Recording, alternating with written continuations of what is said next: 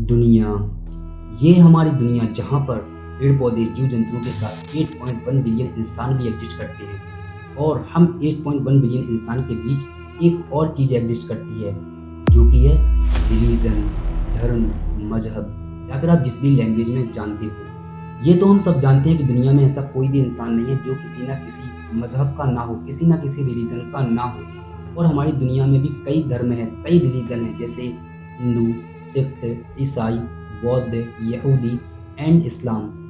लेकिन यहाँ पर आपको जानकर हैरानी होगी कि दुनिया का एक वाहिद मजहब, दुनिया में इतने सारे मजहब होने के बावजूद इस्लाम एक ऐसा वाहिद मजहब बन चुका है जो कि दुनिया में सबसे तेजी से फैल रहा है।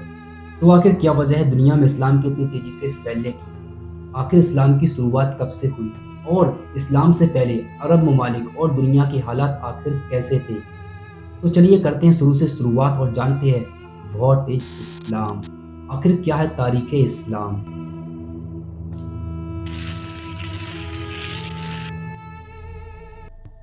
ये जानने से पहले कि आखिर इस्लाम की शुरुआत कब से हुई, जानते हैं कि आखिर इस्लाम से पहले दुनिया के हालात और अरब ममालिक के हालात कैसे थे। दरअसल इस्लाम से पहले अरब में आज की तरह सल्तनत नहीं थी, बल्कि अरब के लोग पहले आमतौर पर कबीलों में रहते थे। हर एक कबीला अपना अपना बटा हुआ करता था। हर एक कबीले के अपने अपने नियम कानून रिवाज होते थे। हर एक कबीले का अपना सरदार होता था और ख़ास तौर पर अरब ममालिक पहले एक खुदा की इबादत नहीं करते थे, बल्कि वो मूर्तियों की पूजा करते थे। सबके अपने देवी और देवता होते थे। अरब के लोगों के अंदर देवी और देवताओं की पूजा इस प्रकार से बस गई थी, इस प्रकार से उनके मनों पर कब्जा कर लिया था मूर्ति पूजन ने कि दुनिया की चाहे कोई भी चीज़ हो, चाहे वो उनको नुकसान देती हो, चाहे उनको फ़ायदा देती हो, हर एक की वो पूजा करने लगे थे। चाहे वो पर्वत हो, चाहे वो चाँद हो, चाहे वो सूरज हो, चाहे वो पहाड़ हो, चाहे वो नदियाँ हों, हर एक को उन्होंने अपना खुदा बना लिया था। यहाँ तक कि फरिश्तों, रूहों और जो उनके बुजुर्ग मर गए थे, उनके भी बुत उन्होंने बना लिए थे। इस प्रकार के हालात हो गए थे अरब में। आप इस प्रकार इमेजिन कर सकते हैं कि आपके घर में 10 लोग हैं एंड 10 के ही 20 खुदा है। यानी आपके जितने भी मेंबर हैं, हर एक मेंबर का अलग अलग खुदा है, अपने ही अपने खुदा को वो लोग मानते हैं। तो कैसे हालात होंगे आपके घर के? तो इसी प्रकार के हालात थे उस वक्त जब इस्लाम दुनिया में नहीं आया था। एक तरफ तो अरब के लोग अपने अपने खुदाओं को बनाकर बैठे हुए थे और दूसरा अरब के लोगों के कबीलों के बीच लड़ाइयाँ, शराब पीना, जुआ खेलना, सूदखोरी करना और हर किसी के साथ सेक्सुअल एक्टिविटी करना ये बहुत आम था। और यहाँ पर एक और चीज़ पॉइंट करने वाली बात है, इस्लाम से पहले चाहे अरब हो या फिर पूरी दुनिया हो, औरतों को कोई भी इज्जत नहीं दी जाती थी। ये मानो कि औरतों को अपने पैर की जूती की धूल के बराबर समझा जाता था। इस प्रकार के हालात थे उस वक्त। अगर अरब ममालिक में किसी के यहाँ बच्ची होती है, उसको फ़ौरन ही जिंदा कब्र में गाड़ दिया जाता था। और हमारे भारत में भी एक प्रथा थी, सती प्रथा। इसमें होता ये था कि अगर किसी औरत का पति मर जाता था, खत्म हो जाता था, तो उस औरत को अपने पति के साथ धरती पर जला दिया जाता था। ये या उसकी मर्जी से होता था या फिर जबरदस्ती। इन हालातों को देखकर आप खुद समझ सकते हैं कि उस वक्त दुनिया में औरतों को कोई भी इज्जत नहीं दी जाती थी। एक तरफ तो औरतों को बच्ची अगर होती है तो उसको फ़ौरन जिंदा गाड़ दिया जाता था और दूसरी तरफ औरत का अगर पति मर जाता है तो उसके पति के साथ उस औरत को भी जला दिया जाता था। ये हालात थे उस वक्त औरत के। और यहाँ तक कि पहले मक्का में चारों तरफ मूर्तियाँ ही मूर्तियाँ हुआ करती थी। काबा के अंदर भी, जहाँ काबा अभी है, वहाँ पर भी मूर्तियाँ ही मूर्तियाँ रखी रहती थी। पूरी दुनिया में अंधकार फैला हुआ था। हर कोई एक दूसरे के ऊपर जुल्म कर रहा था।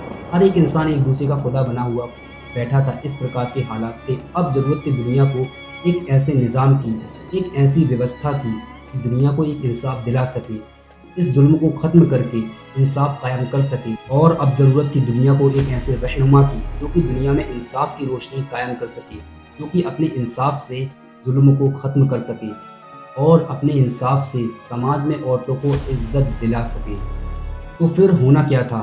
वो कहते हैं ना कि जब दुनिया में हद से ज़्यादा अंधकार बढ़ जाता है, हद से ज़्यादा जुल्म बढ़ जाता है, तो फिर एक इंसाफ की रोशनी की किरण उगती है। तो इसी प्रकार हुआ। अरब के एक शहर मक्का में, मक्का के एक कबीले कुरैश खानदान में जनाब अब्दुल मुत्तलिब के बेटे अब्दुल्ला के यहाँ 570 ईस्वी 2 अगस्त दिन सोमवार को एक बेटे का जन्म होता है। एक बेटे की विलादत होती है जिसका नाम रखा जाता है मुहम्मद। आपको यहाँ पर बताते चले कि कुरैश खानदान उस वक्त का सबसे इज्जतदार खानदान था, क्योंकि ये काबा के मुतवल्ली थे। और काबा की मुतवल्ली होने के कारण इनकी इज्जत वहाँ पर सबसे ज़्यादा थी। तो 570 ईस्वी को विलादत होती है जनाब मोहम्मद की। दुनिया को नहीं पता था कि यह बच्चा जो अभी पैदा हुआ है, ये दुनिया को बदलने वाला है, दुनिया में इंसाफ की रोशनी कायम करने वाला है, औरतों को समाज में इज्जत दिलाने वाला है। दुनिया को नहीं पता था कि यह अल्लाह के आखिरी पैगंबर हैं। तो जन्म के लगभग 40 साल बाद एक गुफा में जिसका नाम है गारे हिरा में जनाब मोहम्मद अल्लाह के पैगंबर अल्लाह की इबादत कर रहे थे। जब वो इबादत कर रहे थे तो उसी वक्त जिब्राइल अलैहिस्सलाम जो कि अल्लाह के फरिश्ते हैं वो आ जाते हैं और अल्लाह का पैगाम लेकर आते हैं। ये पहली बार था कि अल्लाह के नबी के ऊपर यानी जनाब मोहम्मद के ऊपर पहली बार वही नाजिल हुई थी, यानी कि अल्लाह का पैगाम उनके पास आया था। तो जिब्राइल अलैहिस्सलाम अल्लाह का पैगाम सुनाते हैं जिसमें कहा गया कि अब वक्त आ गया है लोगों को एक दीन की दावत दी जाए। अब वक्त आ गया है कि लोगों को एक खुदा की तरफ बुलाया जाए। अब वक्त आ गया है कि आप अपने पैगंबर होने का, आप अपने आखिरी नबी होने का ऐलान कर दीजिए। तो लगभग 610 ईस्वी में यहाँ पर शुरुआत होती है दीन इस्लाम की। अब शुरुआत होनी थी एक नई तारीख की, जुल्म के ऊपर इंसाफ की तारीख रखी जानी थी। अब शुरुआत होती है दीन इस्लाम की। यहाँ पर आपको एक और चीज़ बताते चले कि दीन इस्लाम की शुरुआत कुछ विद्वान लिखते हैं कि आदम अलैहिस्सलाम जो कि अल्लाह के पहले पैगंबर थे, उन्हीं से शुरू हो गई थी, क्योंकि वो भी एक खुदा की इबादत करते थे, वो भी एक खुदा की पूजा करते थे, वो भी एक खुदा को मानते थे। हाँ, उनकी शरीयत अलग थी, उनके नियम कानून अलग थे, लेकिन वो एक खुदा की इबादत करते थे। हालांकि उस वक्त उनके दीन का नाम दीन आदम था। इसी प्रकार हर नबी के दीन का नाम अलग अलग था। हाँ, ये बात तो सही है कि दीन इस्लाम शुरू से ही था, लेकिन लोगों ने 7वीं शताब्दी में लगभग 610 ईस्वी में पहली बार दीन इस्लाम का नाम सुना। तो यहाँ से शुरुआत होती है दीन इस्लाम की।